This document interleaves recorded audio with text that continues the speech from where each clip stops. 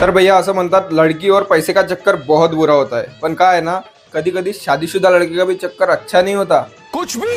तर गोष्ट आहे अहमदाबादची. अहमदाबादच्या एका प्रेमी जोडप्याचं एकमेकावर खतरनाक प्रेम होतं.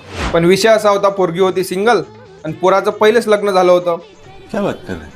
आता तुम्हाला वाटेल असं कसं होऊ शकते भाऊ, हे कलियुग आहे, इथं काही होऊ शकते. बात तो सही है. आता कसं आहे ना भाऊ, नवीन जोडपं म्हटलं का प्रत्येकाचं प्रेम लय होत जाते आणि प्रत्येक जोडप्याला हेच वाटते सपना ये दुनिया हमें मिलने नहीं देगी. हा, असं सेम या जोडप्याला वाटलं. आणि मग प्रेमातल्या या विश्वगुरूचा आदर्श घेऊन यायच्यासारखाच पळून जायचा एक खतरनाक प्लॅन यायनं बनवला. पण पळून जायसाठी काही ना काही तर पैसे लागन, आणि यायच्या खिशात एक खडकू नव्हता. मग यायनं अजून एक प्लॅन बनवला. आता ही जे पोरगी होती हे अहमदाबादच्या निकोल या भागात एका ज्वेलरी शॉपमध्ये सेल्स गर्लचं काम करत होती.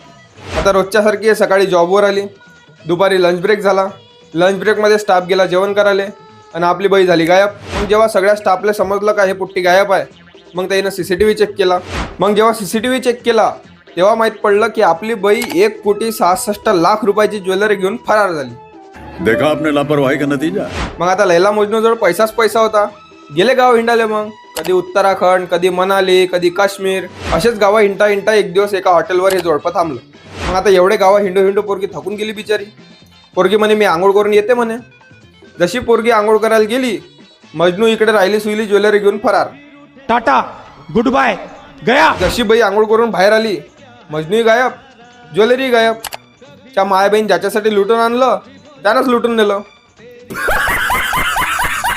मग काय, गेली बिचारी पोलीस स्टेशनले, सांगितलं सगळं जे काही कर्मकांड केलं आपण. वाह दीदी. दीदी वाह दीदी. मग आपल्या भाऊचा नंबर ट्रेस केला, सापडला भाऊ. पण काय ना, आता हे जोडपं तर सापडलं, पण येईनं जो माल लुटला होता त्याच्यातला फक्त 50%च माल याच्याजवळ सापडला. आता बाकीचा माल येईनं खर्चात उडवला की कुठं लपून ठेवला, तुम्हाला काय वाटते कमेंटमध्ये नक्की सांगा. आणि फॉलो करायला विसरू नका.